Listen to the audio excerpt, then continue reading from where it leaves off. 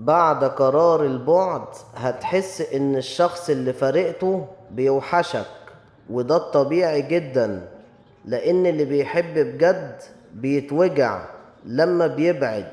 بس خلي بالك، الوجع مش مبرر للرجوع. ما ينفعش ترجع او تحن. الحنين عمره ما كان دليل ان القرار غلط، والرجوع قرار تقيل ما يتاخدش بالقلب لوحده، يتاخد بعقل شايف ضمانات حقيقية وتغيير واضح. لازم تكون متأكد ان كل الاسباب اللي كسرتك وخلتك تمشي انتهت ومش راجعة تاني. غير كده اي رجوع مبني على حنين بس هو تأجيل لوجع اكبر وتضييع وقت على نفس النهاية.